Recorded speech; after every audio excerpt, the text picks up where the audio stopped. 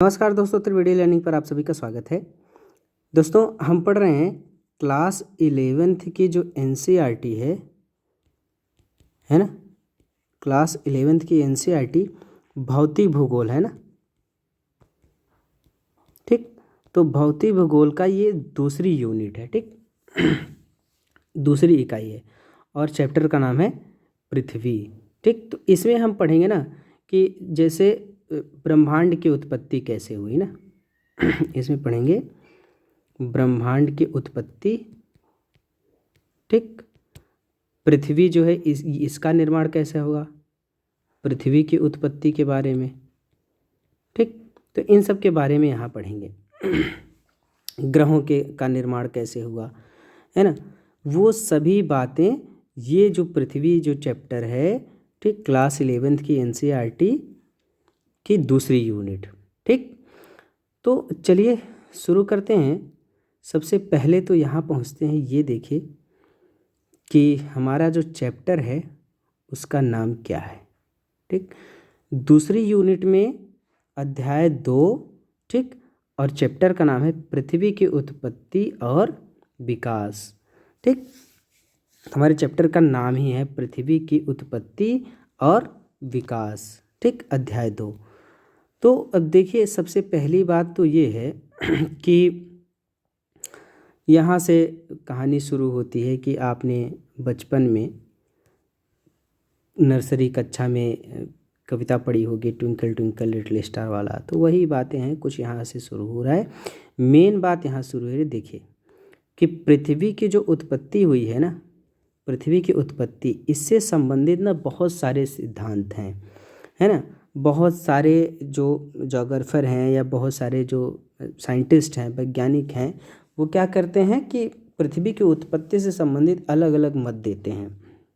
ठीक, तो उन सभी मतों को हम अगर दो भागों में बांट दें तो देखिए, कुछ पृथ्वी की उत्पत्ति से संबंधित बताने वाले आरंभिक सिद्धांत थे और कुछ आधुनिक सिद्धांत हैं। ठीक, तो अब पृथ्वी की उत्पत्ति बताने वाले आरंभिक सिद्धांत कौन कौन से, पहले वो देख लेते हैं। ठीक, तो देखिए पृथ्वी की उत्पत्ति, ठीक है, पृथ्वी की उत्पत्ति, ठीक, इसमें हम देखेंगे आरंभिक सिद्धांत। तो सबसे बड़ी बात यह है कि पृथ्वी की उत्पत्ति के संबंध में विभिन्न दार्शनिकों और वैज्ञानिकों ने अनेक परिकल्पनाएं प्रस्तुत की ना। बहुत सारे ऐसे सिद्धांत, ऐसे दर्शन पृथ्वी की उत्पत्ति के संबंध में आए हैं। ठीक, इनमें जो एक प्रारंभिक और लोकप्रिय मत रहा है, उसमें जो जर्मन के दार्शनिक हैं इमैनुअल कांट। ठीक, इमैनुअल कांट जो हैं वो पृथ्वी की उत्पत्ति के संबंध में अपनी संकल्पना प्रस्तुत करते हैं। ठीक, तो भैया देखिए 1796 ईस्वी में गणितज्ञ लाप्लास जो थे ना, लाप्लास, इन्होंने क्या किया कि जो जर्मन दार्शनिक इमैनुअल कांट थे, ठीक, जिन्होंने अपनी थ्योरी दिया, संकल्पना दिया पृथ्वी की उत्पत्ति से संबंधित में, उसी में बाद में लाप्लास ने क्या किया, संशोधन प्रस्तुत किया। ठीक, उसी में संशोधन दिया और क्या है भैया कि अब ये कहलाता है, अब ये कहला रहा है भैया निहारिका परिकल्पना। ठीक, यानी नेबुलर हाइपोथेसिस। ठीक, नेबुलर हाइपोथेसिस जो है उसी को हम कह रहे हैं क्या, निहारिका परिकल्पना, है ना। और किसने दिया, देखिए नेबुलर हाइपोथेसिस, इसका जो मत है वो सबसे पहले तो जर्मन दार्शनिक इमैनुअल कांट ने दिया। ठीक, और बाद में कब, 1796 ईस्वी में जो गणितज्ञ हैं लाप्लास, उन्होंने इसी में संशोधन किया। ठीक, तो वो हो गई निहारिका परिकल्पना। ठीक, अब देखिए ये जो निहारिका परिकल्पना है ये क्या कहती है, इसके अनुसार क्या है भैया कि जो ग्रहों का निर्माण हुआ है, ग्रहों का निर्माण धीमी गति से घूमते हुए पदार्थों के बादल से हुआ है। समझ रहे हैं ना, इसका मतलब क्या हुआ कि बहुत सारे ऐसे छोटे छोटे बादल हैं और इन्हीं बादलों के, ये जो बादल हैं धीरे धीरे गति कर रहे हैं, घूम रहे हैं, और इन्हीं पदार्थों से ये जो धूल और कण के बादल बन रहे हैं ना, इन्हीं पदार्थों से क्या हुआ है, ग्रहों का निर्माण हुआ है। ठीक, सीधी सीधी बात, बस इतना समझ लीजिए कि जो इमैनुअल कांट हैं, ये जर्मन के जो दार्शनिक इमैनुअल कांट हैं और लाप्लास हैं, ये क्या कह रहे हैं भैया? ये कह रहे हैं कि जो ग्रहों का निर्माण हुआ है वो हुआ है धीमी गति से घूमते हुए पदार्थों के बादल से, ठीक है ना। इसी को कह रहे हैं निहारिका परिकल्पना, ठीक है ना। अब भैया आगे देख लीजिए कि जो ये घूमता हुआ पदार्थ है ना, सूर्य की युवा अवस्था से संबंध है, याद रखिए, ठीक। किससे? सूर्य की युवा अवस्था, ठीक। तो ग्रहों का निर्माण है जो धीमी गति से घूमते हुए पदार्थों के बादल से हुआ है, ठीक, जो कि सूर्य की युवा अवस्था से संबंध थे, ठीक ना। जब सूर्य युवा था तो उस संबंध की बात की जा रहा है कि ये जो बादल है ये धूल और कणों का था, ठीक। आगे देखिए 1950 ईस्वी में रूस के ऑटो श्मिट जो हैं, कौन? ऑटो श्मिट, ठीक। वह जर्मनी के कौन थे? कार्ल वाइजास्कर, ठीक। कार्ल वाइजास्कर जर्मनी के, और रूस के ऑटो श्मिट ने क्या किया? जो निहारिका परिकल्पना थी जिसे लाप्लास ने संशोधित किया था और इमैनुअल कांट ने प्रस्तुत किया था, वो निहारिका परिकल्पना में कुछ और संशोधन करते हैं, ठीक। कौन? ऑटो श्मिट और वाइजास्कर ने क्या किया? नेबुलर हाइपोथेसिस में कुछ और संशोधन किया, ठीक। उनके विचार से जो सूर्य ना, सूर्य एक, यहाँ देखिए, सूर्य एक निहारिका से घिरा हुआ है। निहारिका समझ रहे हैं? सूर्य का युवा अवस्था की बात कर रही है। निहारिका क्या हुआ? जो धूल और कण है ना, इन्हीं का जो बादल है, ठीक, इसी को कह रहे हैं निहारिका। मतलब अभी बन ही रहा है ये सूर्य का निर्माणा अवस्था, यंग अवस्था की बात कर रहे हैं कि जो सूर्य है ना, सूर्य का निर्माण क्या हुआ है? निहारिका से हुआ था, ठीक। जो मुख्यतः हाइड्रोजन, हीलियम, इधर देखिए जो क्या है कि हाइड्रोजन, हीलियम और धूल कणों की बनी थी, ठीक। ये किसकी बात कर रहा है? समझ लीजिए यहाँ पे, ये देखिए, ये कौन कह रहा है? ये कह रहे हैं ऑटो श्मिट और वाइजास्कर जो हैं वो कह रहे हैं निहारिका परिकल्पना में संशोधन करके, ठीक है ना। निहारिका परिकल्पना में संशोधन करके देखिए, अब ये सबसे पहली बात यही देख लीजिए ना कि ये लाप्लास क्या कहे थे? लाप्लास और इमैनुअल कांट कह रहे हैं भैया कि जो ग्रहों का निर्माण हुआ है ना, वो धीमी गति से घूमते हुए पदार्थों के बादल से हुआ है, ठीक। इसी को तो निहारिका परिकल्पना कहा जा रहा है, ठीक। और ये सूर्य की युवावस्था से संबंध थे। लेकिन इसी में बाद में ऑटो श्मिट और वाइजास्कर जो हैं इसी निहारिका परिकल्पना में संशोधन करते हैं, और संशोधन करने के बाद ये कहते हैं कि जो सूर्य है ना, सूर्य एक सौर निहारिका से घिरा हुआ था, ठीक। मतलब सूर्य जो है वो ऐसे समझ लीजिए कि मान लेते हैं कि ये सूर्य है ना, तो सूर्य के चारों तरफ ऐसे बादल रहे होंगे, ऐसे किसके? धूल और कण के, निहारिका के, ठीक।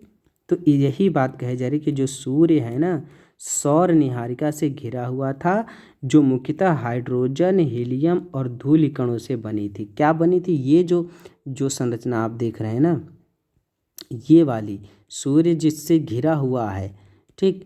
ये जो सूर्य जिससे घिरा हुआ है ये चीज़ बना हुआ है, ठीक, हाइड्रोजन से, है ना, हीलियम से और धूल कण से ना, जिसे निहारिका कहा जा रहा है, ठीक। ये निहारिका से घिरा हुआ था कौन? सूर्य, ठीक। आगे देखिए, इन कणों के घर्षण व टकराने से, ठीक, एक चपटी तस्तरी की आकृति के बादल का निर्माण हुआ, ठीक। और अभिवृद्धि यानी एक्रीशन प्रक्रम द्वारा ही ग्रहों का निर्माण हुआ, ठीक। जैसे अभी हमने बताया ना कि जो सूर्य है ना, ये सूर्य है, तो अब सूर्य के क्या है कि चारों तरफ, सूर्य के चारों तरफ ये निहारिका है, यानी जो सूर्य था ये चारों तरफ निहारिका से घिरा हुआ था, यही बात कही जा रही है, ठीक।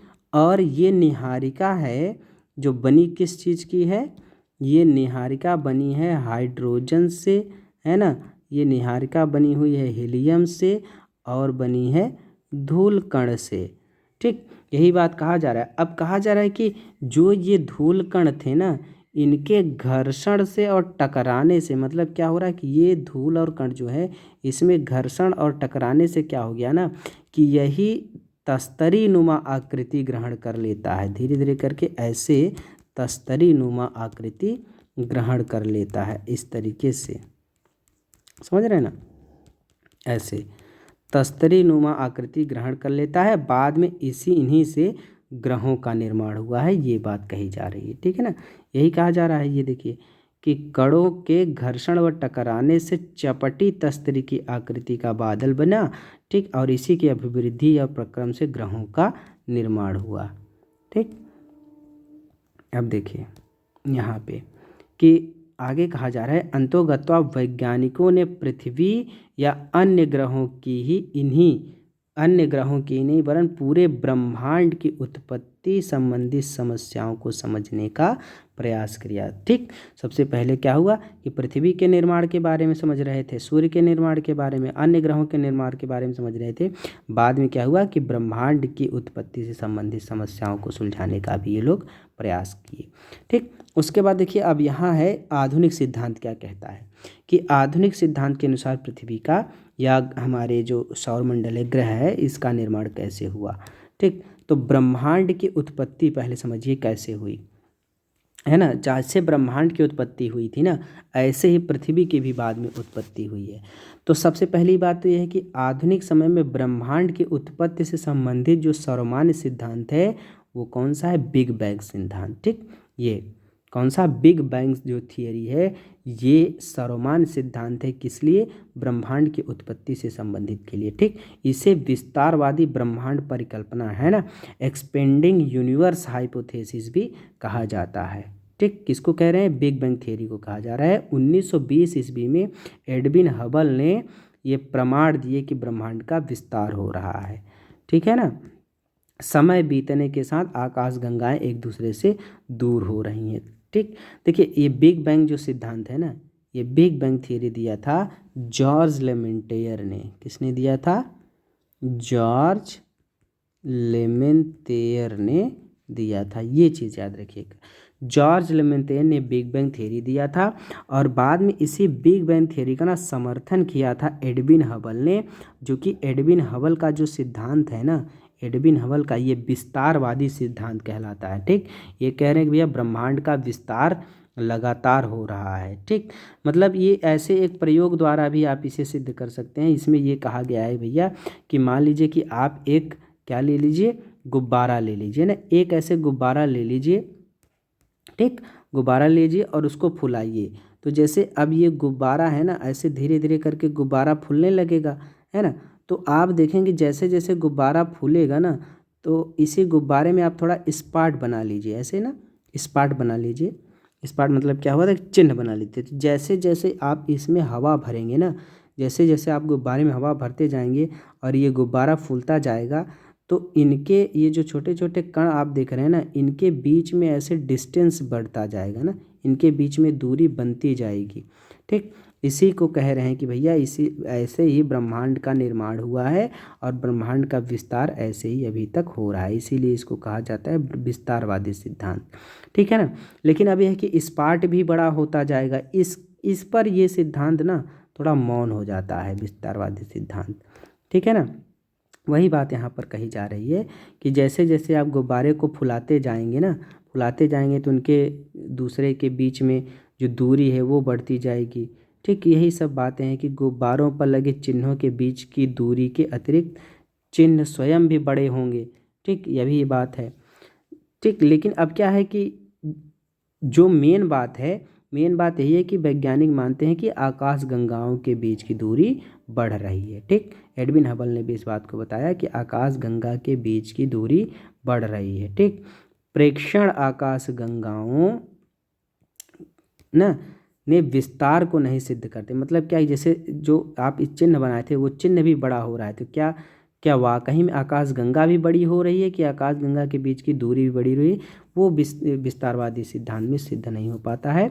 बस ये समझिए गुब्बारे का उदाहरण आंशिक रूप से ही मान्य है, पूरा मान्य नहीं है। ठीक, अब देखिए बिग बैंग सिद्धांत के अनुसार ब्रह्मांड का विस्तार निम्न अवस्था में हुआ है। ठीक, कौन कौन अवस्था में हुआ है? पहली बात तो ये मैप देख लीजिए, ये फिगर देख लीजिए आप। ठीक, देख रहे हैं इस फिगर को? सबसे पहले क्या था कि ब्रह्मांड जो है ना एक ऐसे पॉइंट पर केंद्रित था। ठीक, एकाकी परमाणु पर केंद्रित था, और इसी में जब विस्फोट हुआ तो ऐसे जैसे जैसे बड़ा होता गया, ये और बड़ा हो गया, तस्तरी नुमा ऐसे आकृतियाँ बनी, है ना, गैलेक्सियाँ बनी, फिर और बड़ा होता गया, और धीरे धीरे इनके बीच में डिस्टेंस भी गैलेक्सियों के बीच में बढ़ता गया। इस तरीके से इसका निर्माण हुआ। तो कितने चरण में हुआ है भैया? पहले तो ये देख लीजिए कि पहली बात शुरू में क्या हुआ कि आरंभ में वे सभी पदार्थ, ठीक, जिनसे ब्रह्मांड बना है, अति छोटे गोलक यानी एकाकी परमाणु, बहुत छोटा डेंस पॉइंट था, बहुत छोटा के रूप में एक ही स्थान पर स्थित थे ना, जिसका आयतन अत्यंत सूक्ष्म था और तापमान तथा घनत्व अनंत था। मतलब एक हाई डेंस वाला एक पॉइंट है, देखिए यहाँ पर है, ये देख रहे हैं ना, इस पॉइंट को देख लीजिए, ये हाई डेंस पॉइंट है, इसका आयतन द्रव्यमान सब एक ही बिंदु पर केंद्रित हो गया, बहुत छोटा पॉइंट है। ठीक, यही बात कह रहा है कि आरंभ में सभी पदार्थ जिनसे ब्रह्मांड बना है ना, अति छोटे गोलक यानी एकाकी परमाणु के रूप में एक ही स्थान पर स्थित थे, जिसका आयतन अत्यंत सूक्ष्म था और तापमान तथा घनत्व अनंत थे। ठीक, उसके बाद क्या हुआ देखिए कि बिग बैंग की प्रक्रिया में, ठीक, इस अति छोटे गोलक के में जो ऐसे जो पॉइंट बना हुआ था ना, ये इस पॉइंट में अचानक से क्या हुआ, विस्फोट हुआ और इतना बड़ा हो गया।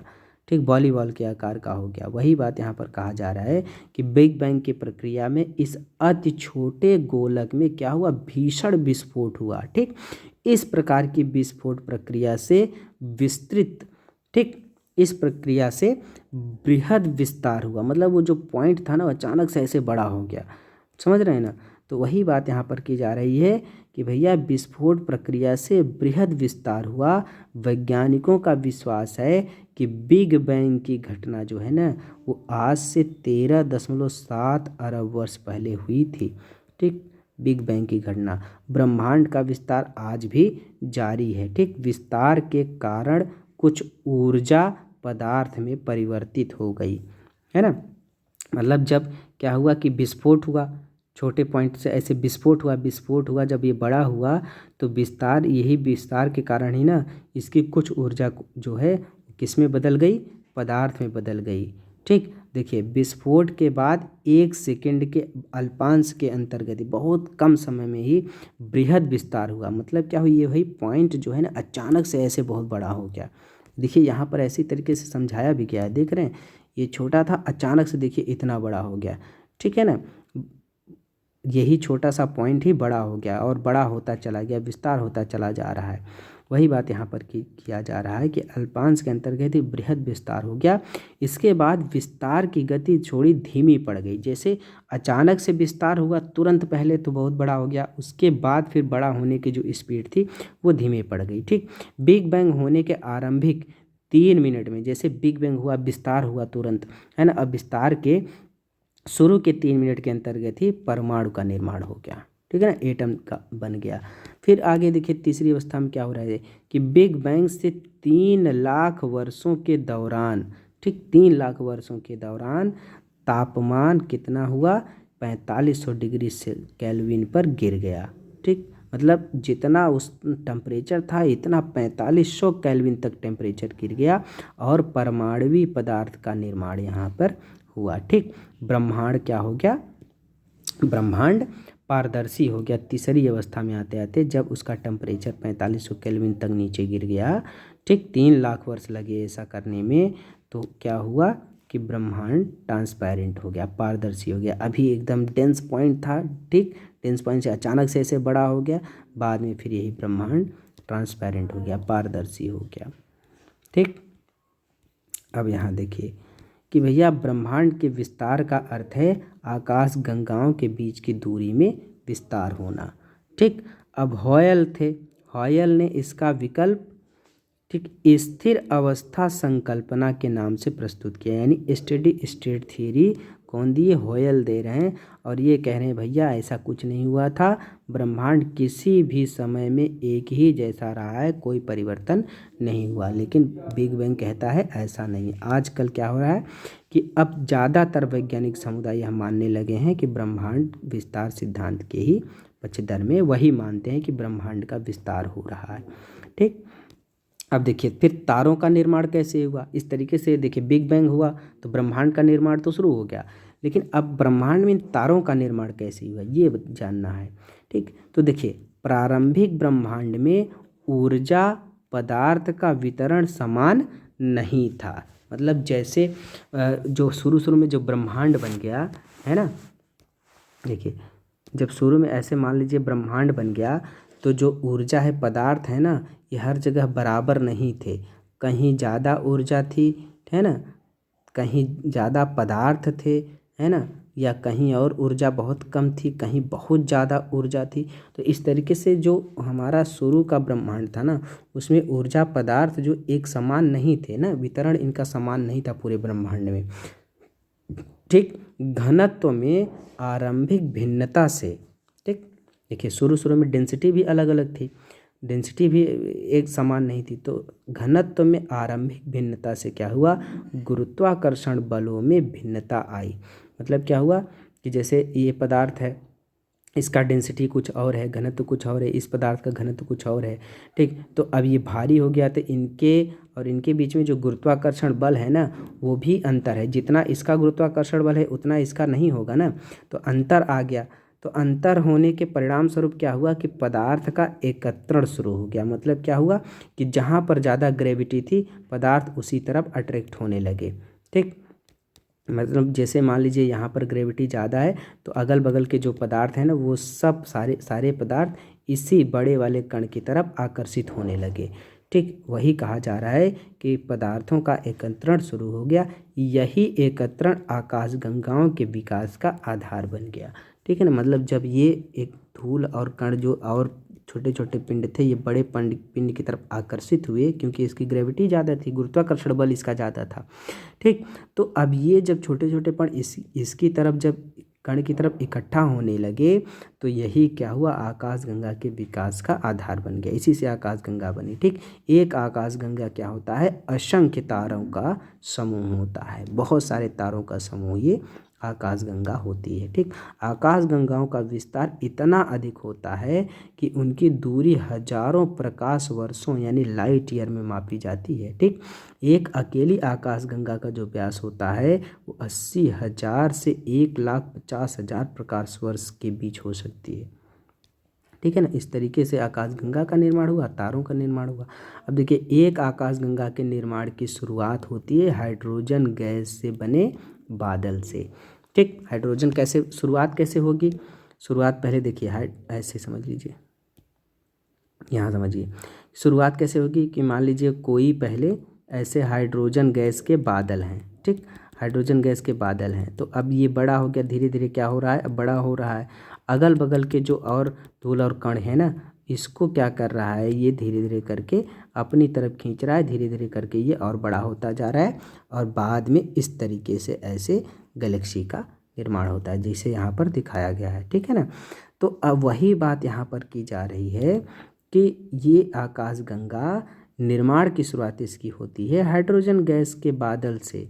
ठीक, और इसी को कहते हैं निहारिका यानी नेबुला। तो नेबुला क्या होता है याद रखिएगा, नेबुला क्या है या निहारिका क्या है, हाइड्रोजन गैस से बने हुए बादल हैं क्या निहारिका, और ये आकाशगंगा के निर्माण की शुरुआत है। ये चीज़ ध्यान में रखिएगा। फिर आगे देखिए भैया कि क्रमशः इस बढ़ती हुई निहारिका में गैस के झुंड विकसित हुए। ठीक है ना, अब ये जो निहारिका है, निहारिका में और भी गैस आकर के इसमें जुड़ती गई, ये और बड़ा होता गया और ये झुंड बढ़ते बढ़ते क्या हो गया, घने गैसीय पिंड में बन गया।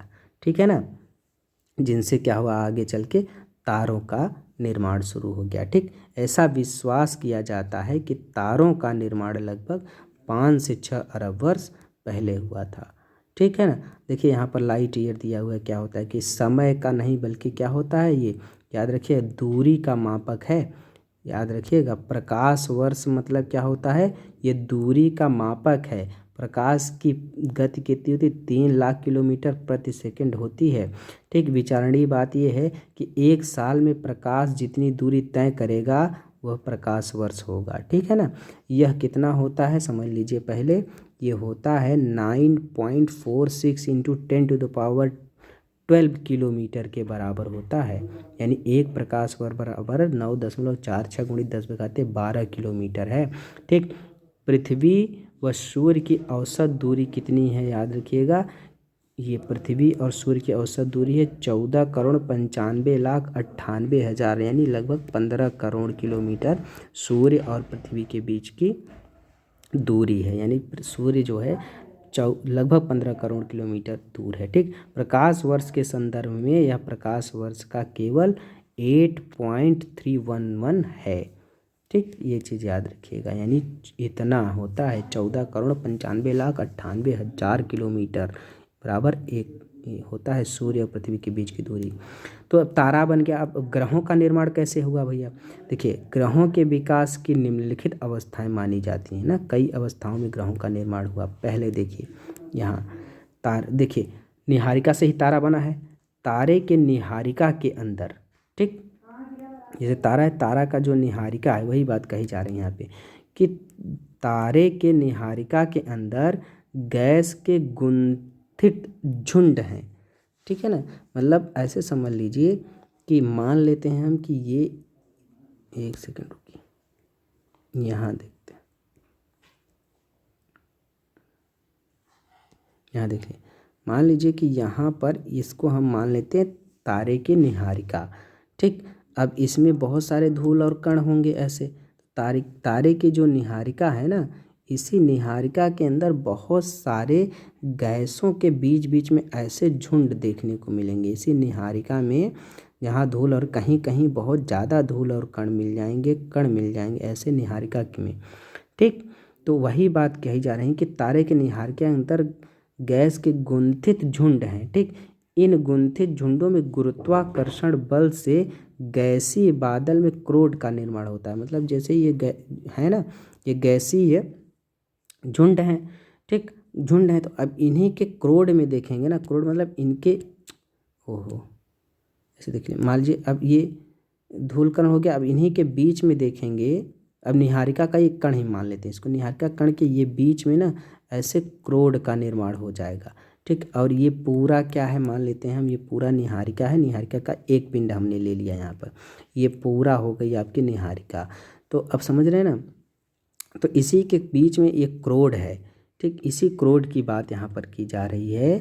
क्या की जा रही है, देख लीजिए एक सेकंड, ये देख रहे हैं कि यही गुंथित झुंडों में गुरुत्वाकर्षण बल से गैसी बादल में क्रोड का निर्माण हुआ। ठीक, और इस गैसी क्रोड के चारों तरफ गैस व धूल कणों की घूमती हुई तस्तरी विकसित हुई। किसकी बात कर रहे हैं अभी समझ लीजिए, नहीं तो आप दिक्कत में आ जाएंगे।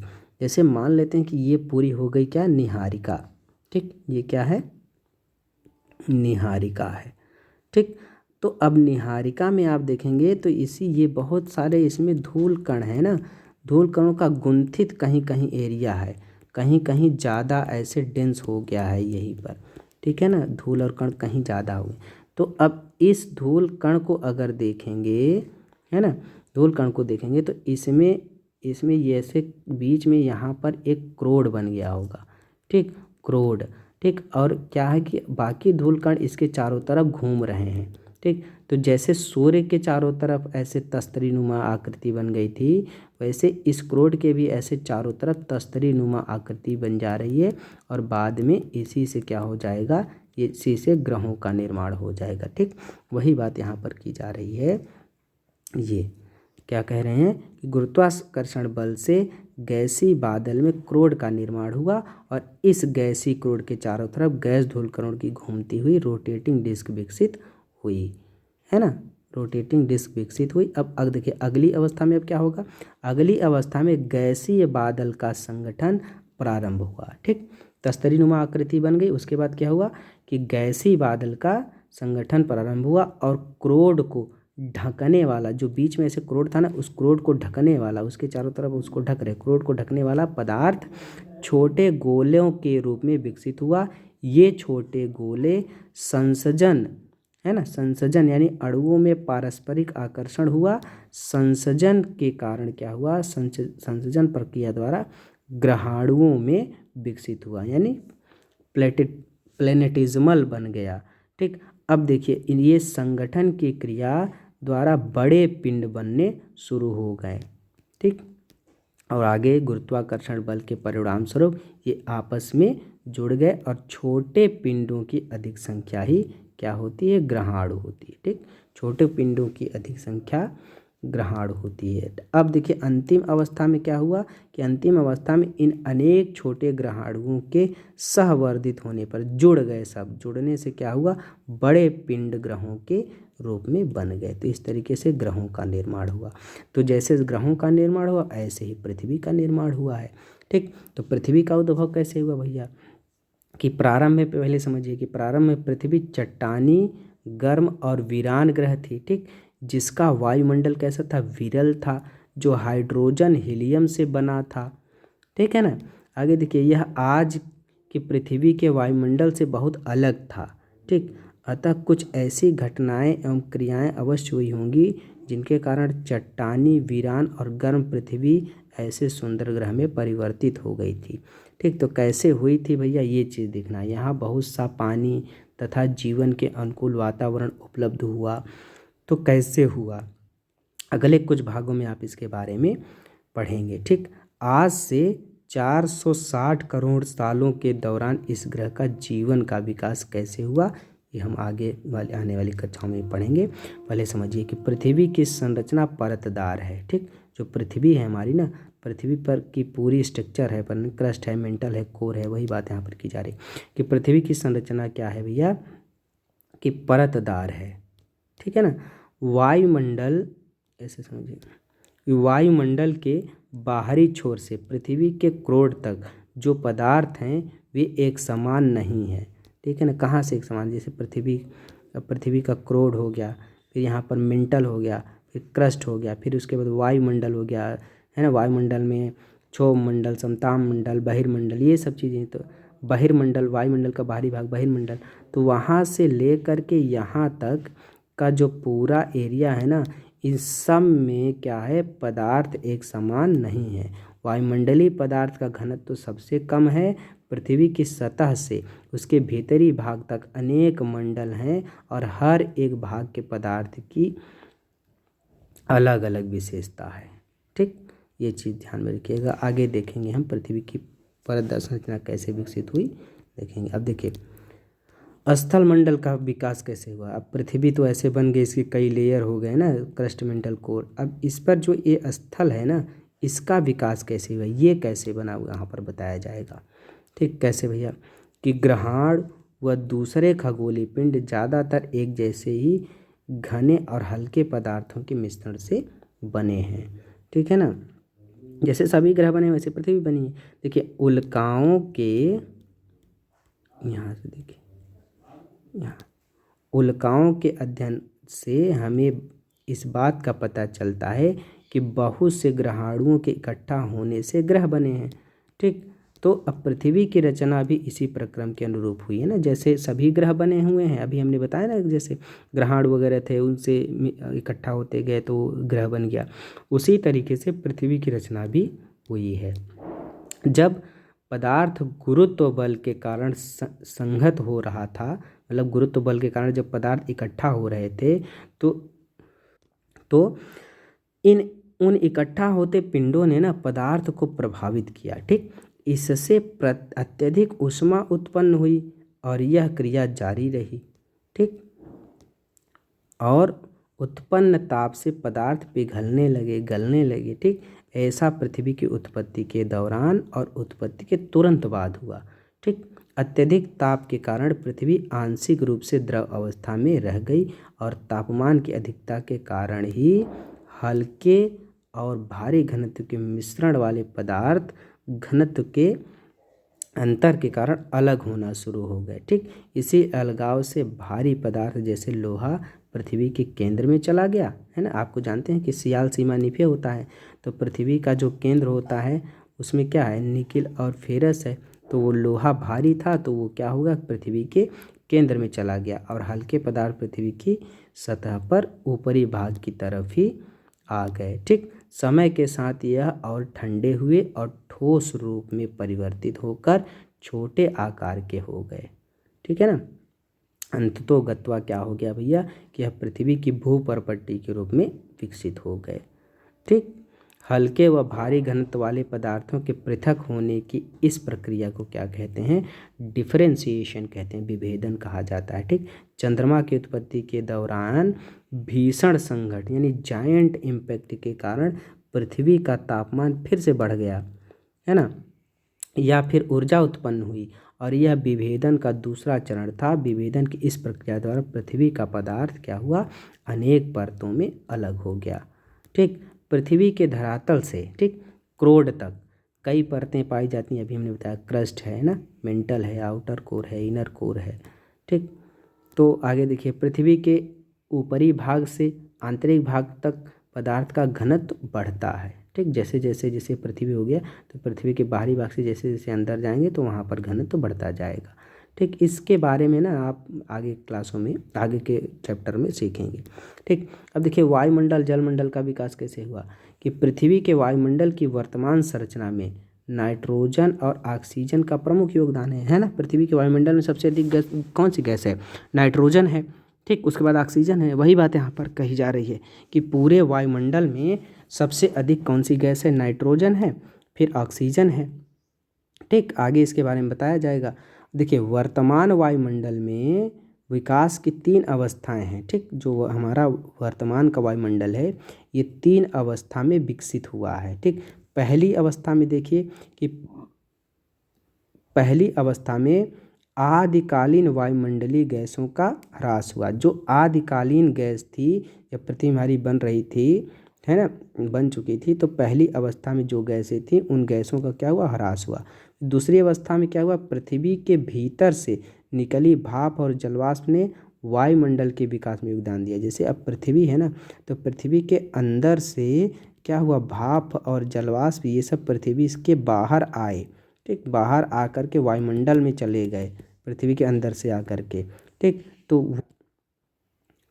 तो वो भी क्या करते हैं, वायुमंडल के विकास में योगदान देते हैं अपना। ठीक, अब आगे देखिए, अंत में क्या हुआ तीसरी अवस्था में, कि वायुमंडल की संरचना को जैवमंडल के प्रकाश संश्लेषण प्रक्रिया ने संशोधित किया। ठीक, यानी जो वायुमंडल था, वायुमंडल में प्रकाश संश्लेषण जब होने लगा तो वायुमंडल की जो संरचना थी, ठीक, उसमें ऑक्सीजन वगैरह आ गई तो और भी चीज़ें बदल गई, तब ये जा कर के आधुनिक वायुमंडल का निर्माण हुआ। ठीक, तो ये 3 अवस्थाएं थी। आगे देखिए, प्रारंभिक वायुमंडल शुरू में जब बन रहा था, प्रारंभिक वायुमंडल जिसमें हाइड्रोजन और हीलियम तब अधिक था। ठीक, सौर पवन के कारण पृथ्वी से दूर हो गया, है ना। जो सोलर विंड होता है, बहुत ज़्यादा जो सौर ज्वाला होती है, उसके कारण क्या हुआ कि हाइड्रोजन हीलियम बहुत दूर चले गए पृथ्वी से। ठीक, ऐसा केवल पृथ्वी पर ही नहीं, जितने भी पार्थिव ग्रह हुए थे ना, सब में हुआ। ठीक, इसका मतलब क्या हुआ भैया, कि सभी पार्थिव ग्रहों से जो सौर पवन के प्रभाव के कारण क्या हुआ, कि आदिकालीन वायुमंडल जिसमें हाइड्रोजन हीलियम बहुत ज़्यादा था वो दूर धकेल दिया गया या समाप्त हो गया। ठीक, यह वायुमंडल के विकास की पहली अवस्था थी। ठीक, उसके बाद क्या हुआ भैया, कि पृथ्वी के ठंडा होने और विभेदन के दौरान पृथ्वी के अंदरूनी भाग से बहुत सी गैसें जो थी ना, जलवाष्प थे, वो कहाँ हो गए, बाहर निकले। ठीक, इसी से आज के वायुमंडल का उद्भव हुआ। ठीक, पृथ्वी के अंदर से गैसें और जलवाष्प जब बाहर निकली हैं तो इसी से वायुमंडल का उद्भव हुआ। आरंभ में वायुमंडल में जलवाष्प, नाइट्रोजन, कार्बन डाइऑक्साइड, मीथेन और अमोनिया अधिक मात्रा में थे ना। शुरू में क्या हुआ कि वायुमंडल में जलवाष्प, nitrogen, carbon dioxide, methane, ammonia ज़्यादा थे और स्वतंत्र ऑक्सीजन बहुत कम थी। ठीक, वह प्रक्रिया जिससे पृथ्वी के भीतरी भाग से गैसें धरती पर आईं उसे गैस उत्सर्जन कहते हैं ना, डी गैसिंग कहा जाता है, ये याद रखिएगा। ठीक, आगे देखिए, लगातार ज्वालामुखी विस्फोट से वायुमंडल में जलवाष्प गैस बढ़ने लगी, है ना। पृथ्वी के ठंडा होने के साथ साथ जलवाष्प का संघनन शुरू हो गया, है ना। अब जब जो संघनन शुरू हो गया तो वायुमंडल में उपस्थित जो कार्बन डाइऑक्साइड के वर्षा के पानी में घुलने से तापमान में और अधिक गिरावट आ गई। तब क्या हुआ कि अधिक संघनन, अधिक वर्षा हुई। ठीक, पृथ्वी के धरातल पर वर्षा का जल गर्तों यानी गड्ढों में इकट्ठा होने लगा। ठीक, जब गड्ढा में इकट्ठा होने लगा जिससे क्या बन गया, महासागर बने। ठीक, पृथ्वी पर उपस्थित महासागर पृथ्वी की उत्पत्ति से लगभग 50 करोड़ सालों के अंतर्गत बने हैं। ठीक, इससे पता चलता है कि महासागर 400 करोड़ साल पुराने हैं। ठीक, लगभग 380 करोड़ साल पहले जीवन का विकास आरंभ हो गया। ठीक, यद्यपि 250 से 300 करोड़ साल पहले ठीक प्रकाश संश्लेषण प्रक्रिया विकसित हुई। ठीक, लंबे समय तक जीवन केवल महासागरों तक ही सीमित रहा। याद रखिएगा, सबसे पहले जीवन कहाँ बने, महासागरों में। तो लंबे समय तक जीवन महासागरों तक ही सीमित रहा। प्रकाश संश्लेषण की प्रक्रिया द्वारा ऑक्सीजन में बढ़ोतरी महासागरों की देन है। ये चीज़ याद रखिएगा कि क्या, कि प्रकाश संश्लेषण की प्रक्रिया द्वारा ऑक्सीजन में जो बढ़ोतरी हुई महासागरों की देन है। धीरे धीरे महासागर ऑक्सीजन से संतृप्त हो गए और वायुमंडल में ऑक्सीजन की मात्रा 200 करोड़ वर्ष पूर्व पूर्ण रूप से भर गई। ठीक, अब देखिए, जब ऑक्सीजन हो गई तो जीवन की उत्पत्ति कैसे हुई। तो पृथ्वी की उत्पत्ति का अंतिम चरण, ठीक, जीवन की उत्पत्ति व विकास से संबंधित है। ठीक, निस्संदेह पृथ्वी का आरंभिक वायुमंडल जीवन के विकास के लिए अनुकूल नहीं था, है ना। शुरू में जब पृथ्वी का निर्माण हुआ तो उस समय वायुमंडल जीवन के विकास के लिए अनुकूल नहीं था। ठीक है ना। आधुनिक वैज्ञानिक जीवन की उत्पत्ति को एक तरह की रासायनिक प्रक्रिया बताते हैं, जिससे पहले जटिल जैविक नहीं यानी कार्बनिक अणु यानी कॉम्प्लेक्स ऑर्गेनिक मॉलिक्यूल बने और ठीक ये चीज़ हुआ, कॉम्प्लेक्स ऑर्गेनिक मॉलिक्यूल्स बने और फिर क्या हुआ, इनका समूहन हुआ। ठीक, यह समूहन ऐसा था जो अपने आप को दोहराता था। ठीक, पुनः बनने में सक्षम था और निर्जीव पदार्थ को जीवित तत्व में परिवर्तित कर सका। यानी निर्जीव से, याद रखना, निर्जीव से ही जीवों की उत्पत्ति हुई है। ठीक, आगे देखिए, हमारे ग्रह पर जीवन के चिन्ह अलग अलग समय की चट्टानों में पाए जाने वाले जीवाश्म के रूप में हैं। अलग अलग समय की चट्टानों में पाए जाने वाले जीवाश्म के रूप में है। ठीक, आगे देखिए, 300 करोड़ साल पुरानी भूगर्भिक शैलों में ठीक पाई जाने वाली सूक्ष्मदर्शी संरचना आज की शैवाल यानी ब्लू ग्रेन एल्गी की संरचना से मिलती जुलती है। ठीक, याद रखिएगा, यानी 300 करोड़ साल पुरानी जो भूगर्भिक मतलब पृथ्वी के अंदर जो चट्टानें हैं, शैलें हैं, शैलों में पाई जाने वाली जो सूक्ष्मदर्शी संरचना, ठीक, सूक्ष्मदर्शी संरचना मतलब ऐसा स्ट्रक्चर जो सूक्ष्मदर्शी से देखा जा सकता है, आज की ब्लू ग्रेन एल्गी की संरचना से काफ़ी मिलती जुलती। ठीक, यह कल्पना की जा सकती है कि इससे पहले समय में साधारण संरचना वाली शैवाल नहीं रही होगी। ठीक, तो भैया यह माना जाता है कि जीवन का विकास 380 करोड़ वर्ष पहले प्रारंभ हुआ। एक कोश की जीवाणु, याद रखिए, एक कोश की जीवाणु से आज के मनुष्य तक जीवन के विकास का सार भूवैज्ञानिक काल मापक्रम से प्राप्त किया जा सकता है। ठीक, तो इस तरीके से जीवन की उत्पत्ति हुई। ये हमारा चैप्टर कौन सा समाप्त हुआ, ये हमारा चैप्टर समाप्त हुआ यूनिट 2 जो है ना, यूनिट 2, ठीक, या अध्याय 2 किसका, 11th की NCERT, ठीक, 11th की NCERT का ये दूसरा चैप्टर समाप्त हुआ। ठीक, चलिए जल्दी ही मिलते हैं इसके अगले चैप्टर को लेकर के, तब तक के लिए नमस्कार।